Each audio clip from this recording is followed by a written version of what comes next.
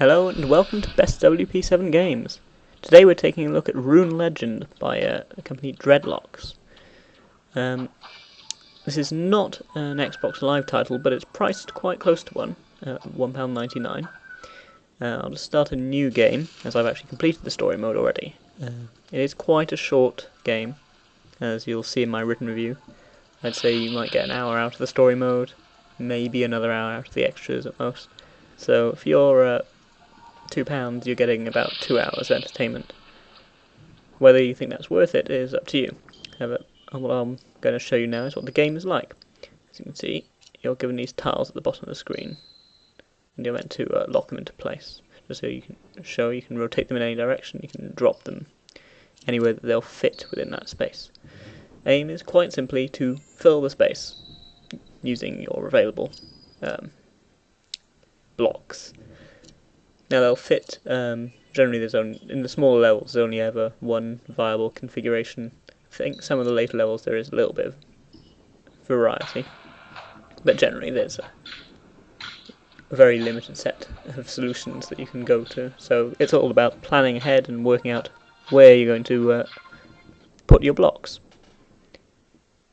It's quite a simple game, very easy to understand.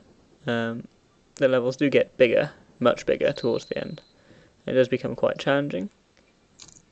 The interface is very simple to understand. Drag to place, tap to rotate, or use the rotate button if you prefer.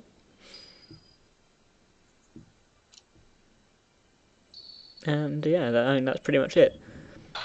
As we'll see, the story mode, you also get these little runes that crop up, which sadly don't seem to have any relevance to what you've done. You'd think they might have made the runes be shaped in a similar way to the, the things that you've actually placed, but they haven't. These runes are also fictional, it's worth noting. Some of the later ones, and I think there's one called Ansaz, which is wisdom. That's nice to see a bit of punning there from the developers.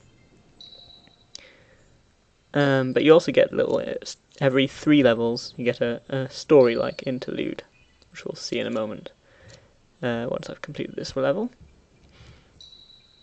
As you can see again, most of the opening levels are very easy. It's only towards the end that things get a little bit more complex, and for that there is a hint button. I don't know if you saw it, it was in the top right hand corner. Basically it allows you up to 3 hints, and it constantly recharges.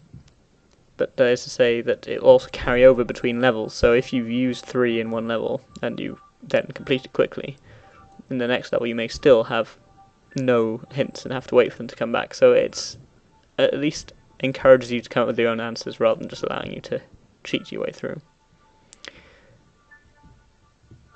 So yes, that was the first part of the storyline. So each one just tells a little part of the history of Odin, and is accompanied by what are actually quite nicely drawn illustrations. I'll briefly show you the challenges. So we've got Bustle. That's odd. Should be 3 stars. I wonder if starting a new game may actually wipe your saves on these challenges by the looks of it, as I have completed many of these levels. But yes, Bustle is quite simply, you have to complete the level, and you're judged according to the speed with which you do it. You can see the timer at the top left, complete level, and then it gives you a certain number of stars based on the time. Similarly, there's another mode. I won't actually show you it in play because it's exactly the same levels as Bustle, exactly the same shapes. This mode is called Snip, and rather than being based on time, it's based on the number of moves you make. It's a bit flawed because that includes rotations, and the alignment of your pieces is actually randomized at the beginning of a level. So if you're given a bad level, it can be literally impossible to get 3 stars, which seems a little bit of an oversight. And yes, this is Bugmageddon, which is just as dull as it looks. This isn't really a brilliant mode. You're just given a minute to see how many bugs you can squash with a block.